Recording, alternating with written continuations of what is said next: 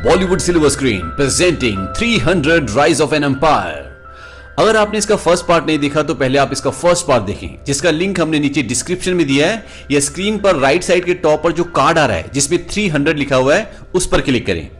Second part की शुरुआत में दिखाते हैं कि ये सब आज से 10 साल पहले शुरू हुआ था, जब ज़र्क्सिस के पिता डेरियस, जो कि फारस के राजा थे, वो यूनान पर अपना कब्जा करना चाहते थे। उस वक्त ज़र्क्सिस एक आम इंसान था।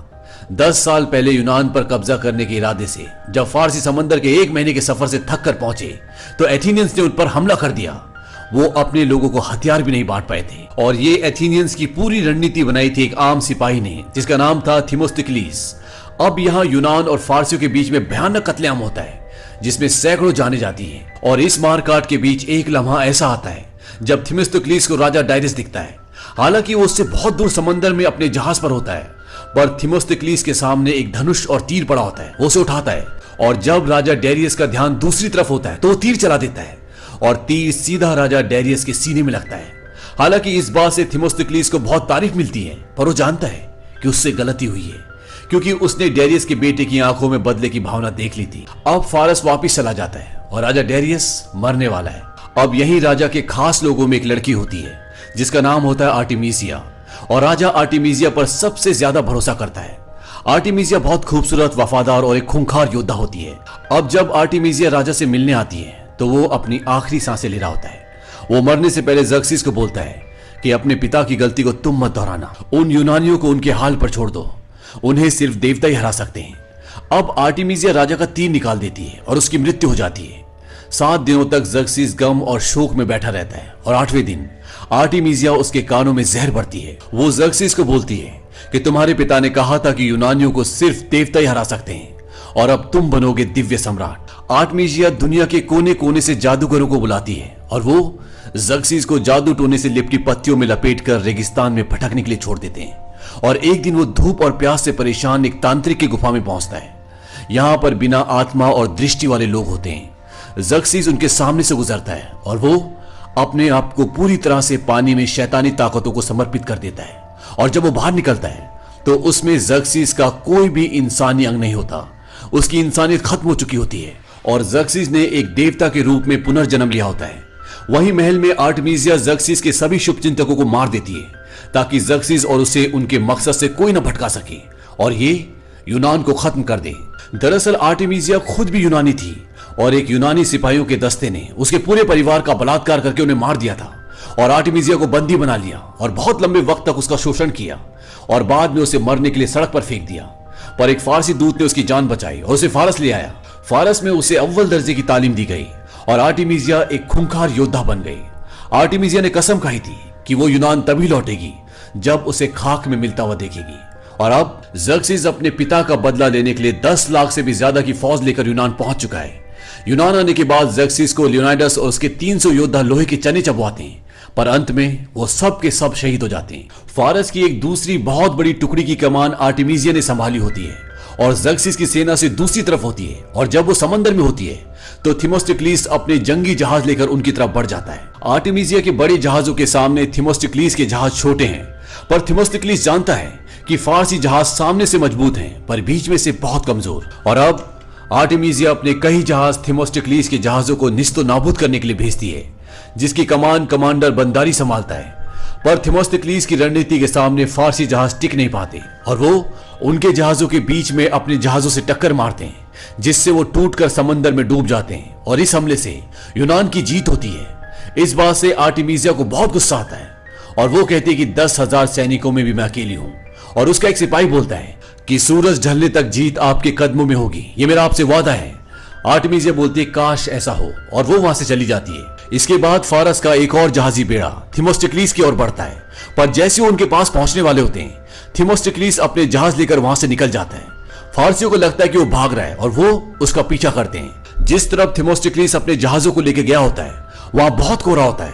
फारस की सेना को कुछ भी नहीं दिख रहा होता, और आगे बढ़ने के बाद वहां चट्टानें आ जाती हैं, जिस पर टकराने से उनके जहाज टूटने लगते हैं। और थेमिस्टोक्लीस ने 2 चट्टानों के बीच में अपना एक जहाज खड़ा कर दिया होता है, और उस जहाज से टकराने के बाद फारसियों के सारे जहाज वहीं रुक जाते हैं। और अब थेमिस्टोक्लीस अपनी सेना लेकर उन पर टूट पड़ता है, और एक बार फिर फारस की सेना को शिकस्त मिलती है। आर्टेमिसिया थेमोस्टिक्लिस की चालाकी और जंग जीतने की काबिलियत से परेशान हो जाती है और वो अपना एक दूत उस तक भेजती है और थेमोस्टिक्लिस आर्टेमिसिया से मिलने आता है। ये एक बातचीत की मुलाकात होती है जो अक्सर हर जंग के दौरान होती है। आर्टेमिसिया से बोलती है कि पिछले 2 दिनों में तुमने बहुत चालाकी से जाल बिछाकर फारसी बेड़े का नुकसान किया, पर तुम्हें एक यूनानी की मौत के बदले 1000 फारसी मारने होंगे। एक जहाज के बदले तुम्हें हमारे 100 जहाज डुबाने होंगे। आर्टेमिसिया ऐसा इसलिए बोलती है क्योंकि उनकी सेना की तादाद यूनान की सेना से 1000 गुना ज्यादा और जहाजों की गिनती 100 गुना ज्यादा होती है। आर्टेमिसिया बोलती है कि मुझे तुम जैसे कमांडर की जरूरत है, तो मेरे साथ मिल जाओ। और आर्टेमिसिया उसे हर तरह का लालच देती है। वो उसे ये भी बोलती है कि अगर तुम मेरे साथ मिल जाओ तो हर रात मेरे साथ होगी। और इन दोनों के बीच में सेक्सुअल इंटरकोर्स भी शुरू हो जाता है। और इसी दौरान वो थेमोस्टिक्लिस को बोलती कि मेरे साथ मिल जाओ, पर वो मना कर देता है और आर्टेमिसिया उसे उठाकर नीचे फेंक देती है और अपने सिपाहियों को बुलाकर बोलती कि ले जाओ इस कचरे को बाहर। दरअसल आर्टेमिसिया किसी भी तरह से यूनान को खत्म करना चाहती है और जंग और पॉलिटिक्स में सब कुछ जायज होता है, इसीलिए वो हर तरह के हथकंडे आजमा रही होती है। अब जब थेमोस्टिक्लिस अपने लोगों के पास पहुंचता है तो उसका खास दोस्त और सिपहसालार उससे पूछता है, क्या हम आर्टेमिसिया को हरा सकते हैं? थेमोस्टिक्लिस बोलता है कि अगली बार वो पूरी ताकत से हमला करेंगे, और होता भी ऐसी है। अगली सुबह आर्टेमिसिया खुद रणनीति बनाती है। वो समंदर में अपने जहाजों से टार डालते हैं ताकि आग लगाकर उनके जहाजों को जला दिया जाए। और आर्टेमिसिया अपने खास सैनिकों को भी भेजती है जिनके कंधों पर टार बंधा होता है।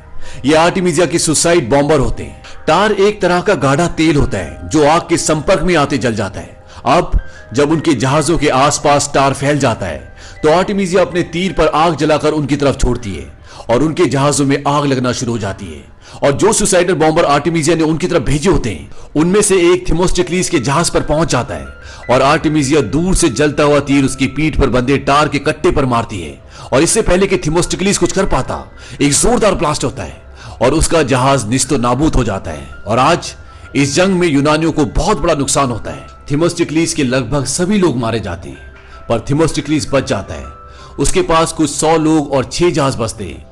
थेमोस्टिक्लिस को आज भी अपनी 10 साल पुरानी गलती का एहसास है जब उसने फारस के राजा डेरियस को मारा था, और इस गलती के लिए आज भी वो अपने आप को जिम्मेदार समझता है। अगर उसने ज़र्क्सिस को मारा होता तो आज ये युद्ध ना होता। वहीं दूसरी तरफ ज़र्क्सिस, जो कि लियोनार्डस और उसके 300 लोगों को मार चुका है, अब अपनी विशाल सेना के साथ नर्क के द्वार से आगे बढ़कर यूनान के अंदर दाखिल हो रहा है। ज़र्क्सिस एफियाल्टिस को लियोनार्डस की तलवार देता है और उसको एथेंस जाने के लिए बोलता है ताकि उन्हें पता चल जाए कि ज़र्क्सिस अब अपनी विशाल सेना के साथ एथेंस आ रहा है। वहीं दूसरी तरफ थेमोस्टिक्लिस के पास खबर पहुंच जाती है कि लियोनार्डस और उसके 300 जाबाज फारसियों से लड़ते लड़ते शहीद हो गए और अब नर्क का द्वार खुल चुका है। थेमोस्टिक्लिस अपने एक आदमी को बोलता है कि इन 300 जाबाज की कुर्बानी की दास्तां पूरे यूनान के गांव-गांव तक लेकर जाओ। इनकी कुर्बानी पूरे यूनान को एक कर देगी। और अपने बचे हुए लोगों को वो सुरक्षित जगह पर जाने के लिए बोलता है और खुद इस पैगाम को एथेंस तक पहुंचाने के लिए निकल पड़ता है। जब वो वहां पहुंचता है तो वहां पर एफियाल्टिस भी लियोनार्डस की तलवार लेकर आ जाता है। थेमोस्टिक्लिस एफियाल्टिस को बोलता है, मुझे पता चला है कि एक कुबड़े ने यूनानी चोला उतारकर फारसी चोला पहन लिया और उसी की वजह से वो 300 स्पार्टन शहीद हुए। एफियाल्टिस बोलता है, हाँ मैं घिनौना तो हुई, और जो काम मैंने किया है वो उससे भी घिनौना है। और वो उन्हें बताता है कि शहंशाह ज़र्क्सिस अपनी फौज को लेकर एथेंस आ रहे हैं, वो इस पूरे शहर को जलाकर राख कर देंगे। और इसके बाद एफियाल्टिस वहां से निकल जाता है और थेमोस्टिक्लिस स्पार्टा की रानी से मिलने स्पार्टा आता है ताकि उन्हें भी अपने साथ जंग में शामिल होने के लिए मना ले। दरअसल थेमोस्टिक्लिस पहले भी आया था जब लियोनार्डस जिंदा था और ओरेकल्स के पास गया था, पर उस वक्त रानी ने उनके साथ मिलकर जंग लड़ने से इनकार कर दिया था क्योंकि स्पार्टा और एथेंस की आपस में बनती नहीं है। पर अब ये बात पूरे यूनान की है। थेमोस्टिक्लिस रानी को बोलता है कि मुझे स्पार्टा की फौज और एक एक जहाज चाहिए। रानी बोलती है कि वो पहले यूनान के लिए काफी कुछ कुर्बान कर चुकी है, अब क्या बच्चों के हाथ में तलवार पकड़ा दे, और वो उनका साथ देने से मना कर देती है। और थेमोस्टिक्लिस वहां से जाने से पहले लियोनार्डस की तलवार रानी को देता है और बोलता है, बदला लीजिए।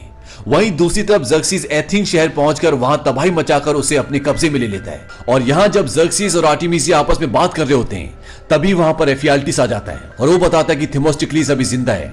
आर्टेमिसिया बोलती है कि वो मर चुका है। एफियाल्टिस बोलता है कि वो जिंदा है, मैंने अपनी आंखों से देखा है। और एफियाल्टिस ये भी बताता है कि उनका समुद्री बेड़ा सेलेमिस की खाड़ी में महफूज है। दरअसल जब एफियाल्टिस थेमोस्टिक्लिस से मिला होता है तब उसने उसे बोला होता है कि अपने शहंशाह को बोलना कि हम सेलेमिस की खाड़ी में किस्सा खत्म कर देंगे। अब आर्टेमिसिया वहां जाने लगती है और वो बोलते कि हम अभी हमला करेंगे। ज़र्क्सिस बोलता है कि अकलमंदी इसी में है कि पता लगाया जाए कि ये सच है कि चाल। आर्टेमिसिया बोलते कि अब जंगी मामलात में तुम मुझे मशवरा दोगे। ज़र्क्सिस बोलता है कि मैं तुम्हारा दिव्य सम्राट हूं। आर्टेमिसिया बोलती है तुमने 300 स्पार्टन्स को मारकर उन्हें अमर बना दिया और एथेंस शहर को जलाकर इस खूबसूरत शहर को मिट्टी में मिला दिया। इस बात से ज़र्क्सिस को गुस्सा आ जाता है और वो आर्टेमिसिया को एक थप्पड़ मारता है। आर्टेमिसिया बोलती कि मैं हमला करूंगी। ज़र्क्सिस बोलता है कि आर्टेमिसिया बस। आर्टेमिसिया बोलती है कि भूलना मत कि तुम्हारे सर पर ताज किसने रखा है, राजा साहब। और ये कहकर वो वहां से निकल जाती है। वहीं दूसरी तरफ थेमोस्टिक्लिस जानता है कि वो स्पार्टन्स के बिना इनका मुकाबला नहीं कर सकता और उसके लोग उसे बोलते हैं ये जो कुछ भी नुकसान हुआ है इसके जिम्मेदार तुम हो। वो बोलता है कि हाँ, मैंने खतरनाक खेला और हार गया और अगर अब तुम जाना चाहो तो जा सकते हो, मैं किसी को नहीं रोकूंगा। और ये सच भी होता है क्योंकि मुट्ठी भर लोग आर्टेमिसिया का सामना नहीं कर सकते, पर उनमें से वहां से कोई भी नहीं जाता और ये मुट्ठी भर लोग ये फैसला करते हैं कि वो फारस की सेना का मुकाबला करेंगे, चाहे उनकी जान ही क्यों न चले जाए। अब थेमोस्टिक्लिस आर्टेमिसिया को खत्म करना चाहता है क्योंकि वो जानता है कि आर्टेमिसिया के बिना फारस की फौज कुछ भी नहीं है।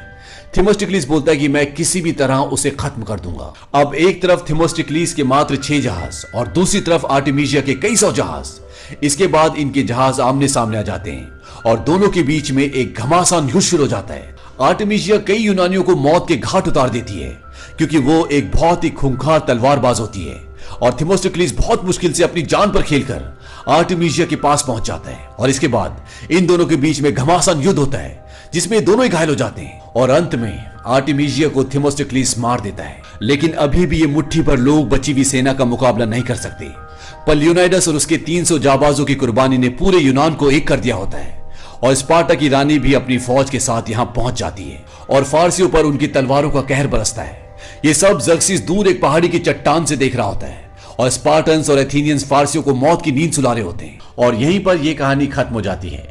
इसका फर्स्ट पार्ट 300 सन 2006 में आया था और सेकंड पार्ट सन 2014 में। ये दोनों ही पार्ट्स कमर्शियली सक्सेसफुल थे। सेकंड पार्ट की पूरी कहानी थेमोस्टिक्लिस और आर्टेमिसिया पर आधारित थे। अभी भी इसका सबसे मेन पार्ट आना बाकी है जिसमें युद्ध का क्या फैसला होगा ये दिखाया जाएगा और ये भी कि रूहानी ताकतों के मालिक ज़र्क्सिस का अंत क्या होता है। ये फिल्म सन 2014 में रिलीज हुई थी। IMDb पर इसकी रेटिंग है 6.2। इस फिल्म का बजट था $110 मिलियन और बॉक्स ऑफिस पर इसने कमाई की थी $337.6 मिलियन की। उम्मीद करते हैं कि ये कहानी आपको पसंद आई होगी।